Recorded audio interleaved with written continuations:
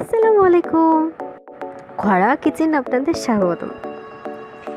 Shashlik নাম শুনলে জিভে জল আসে না, এরকম ভোজন রসিদ পাওয়া একটু কষ্টকর। আমি এখন সাসলিক তৈরি করে দেখাবো।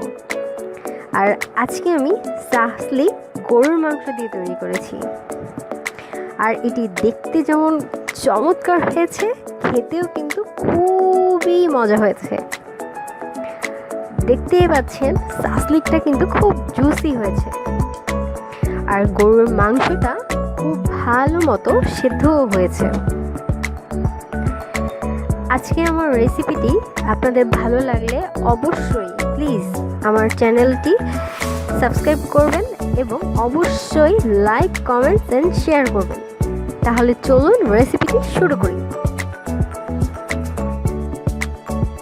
প্রথমেই আমি 500 গ্রাম মাংস নিয়েছি।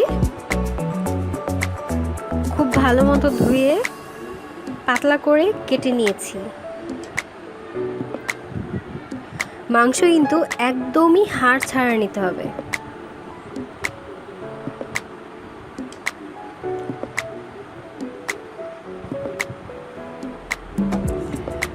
এখন এতে দিচ্ছি 1 চামচ আদা আর 1 চামচ রসুন বাটা।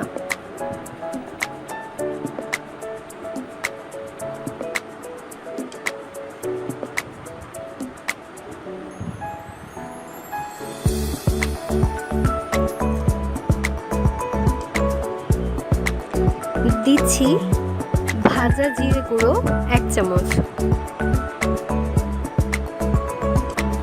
শুকনো মরিচের গুঁড়ো 1 চামচ। এখানে টেস্টিং সল্ট আধা চামচ আর নর্মাল সল্ট আধা চামচ, 1 চামচ লবণ ইউজ করেছি। আপনারা এটা স্বাদ মতো দিয়ে নেবেন। আধা চামচ কালো গোলমরিচের গুঁড়ো,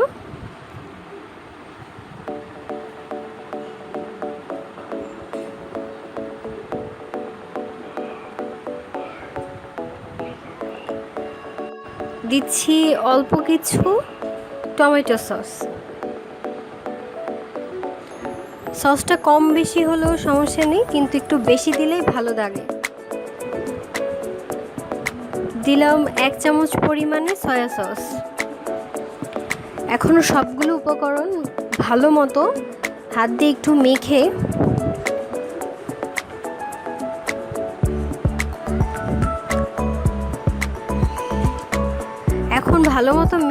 নিয়ে এতে অল্প কিছু সরিষার তেল দিব।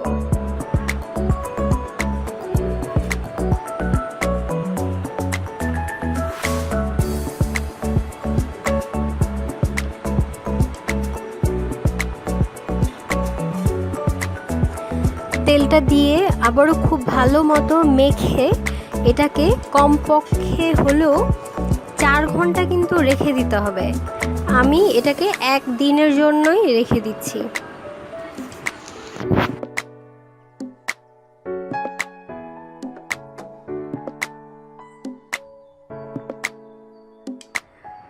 মাংসটাকে আমি 1 দিন মেখে রেখেছিলাম।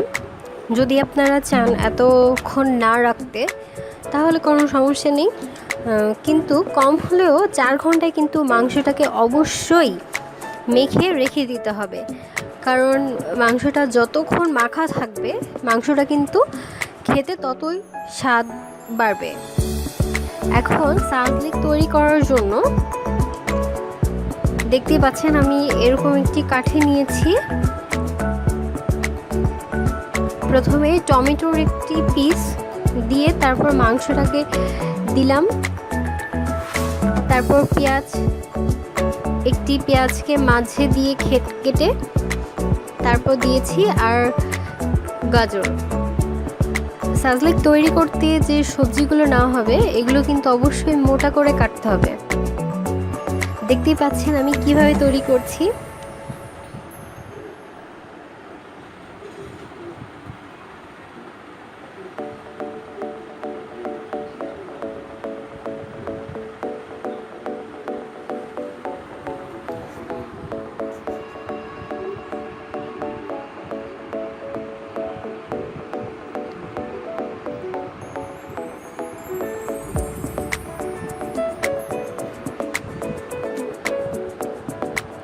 এইভাবে একে একে সবগুলো একইভাবে তৈরি করব। সবগুলো তৈরি করা শেষ, এখন এগুলোকে ভাজার পালা।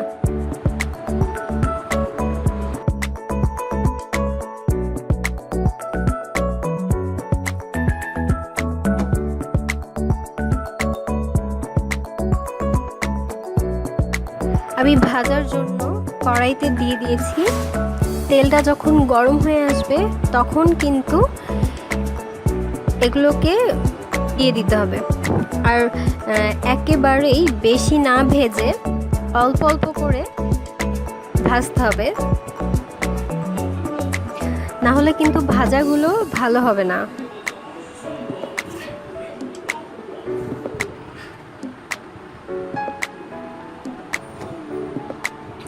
প্রথমে কিন্তু চুলার আঁচটাকে একটু বাড়িয়ে নিতে হবে। বাড়িয়ে এইরকমভাবে যখন একটু পুড়ে পুড়ে আসবে নিচের দিকটা, তখন একটু উল্টিয়ে দিতে হবে।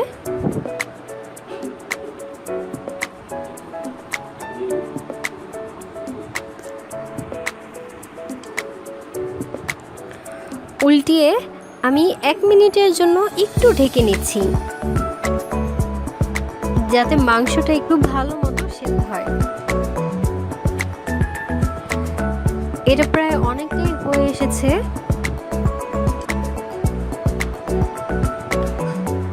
এখন একটু উল্টিয়ে পাল্টিয়ে নিয়ে ভাজা হয়ে গেলে পরিবেশনের জন্য নামিয়ে ফেলবো।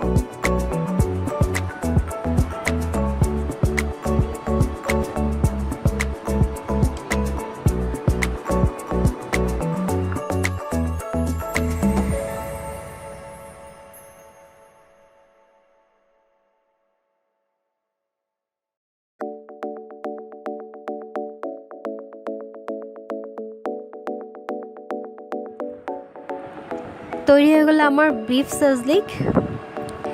এটি খেতে কিন্তু খুবই চমৎকার হয়েছে, আর মাংসটা কিন্তু খুব ভালো মতো সিদ্ধ হয়ে গেছে।